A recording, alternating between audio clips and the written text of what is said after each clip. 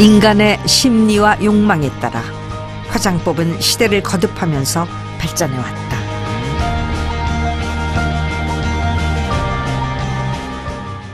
Après, dans la rétrospective, on passe donc dans les années 20 par exemple, avec Coco Chanel qui a révolutionné complètement le milieu de la couture, de la mode et donc du maquillage, avec les yeux très charbonneux, les sourcils très fins. Donc ça, c'était une symbolique encore qui était une période un peu rebelle à l'époque.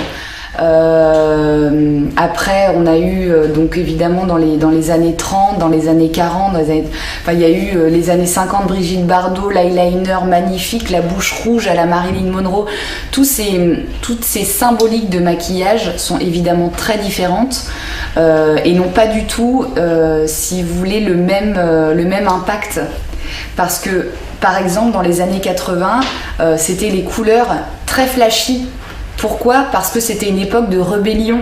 Il y avait les punks, il y avait les rockers, il y avait tout ça. C'était vraiment des époques de rébellion.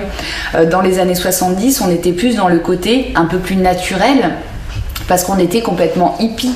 Et du coup, les personnes avaient vraiment des styles vestimentaires très très délurés et déjantés. Donc il n'y avait pas forcément besoin d'avoir énormément de choses sur le visage. Et là maintenant, nous, dans notre symbolique au XXIe siècle, comme on est dans une perpétuelle... c'est un recommencement, c'est vraiment à chaque fois on repart de la mode, etc.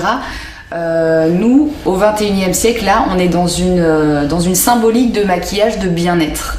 C'est-à-dire que les femmes veulent se sentir belles, mais ne veulent pas être dérangées par le maquillage. 화장이라는 것은 이렇게 인간의 미적 본능에서 비롯돼가지고 신체 보호를 하고 사회적 지위를 나타내고 어떤 주술적인 의미로서 이렇게 우리가 얼굴에다가 이렇게 화장을 하기 시작해서 결국에는 미적인 개념으로 치장으로 이렇게 발전한다라는 것을 볼 수가 있습니다. 그래서 현대에 이르러서는 이 화장이라는 것이 여성한테 여러 가지 의미가 이제 부여되는 것을 볼 수가 있어요.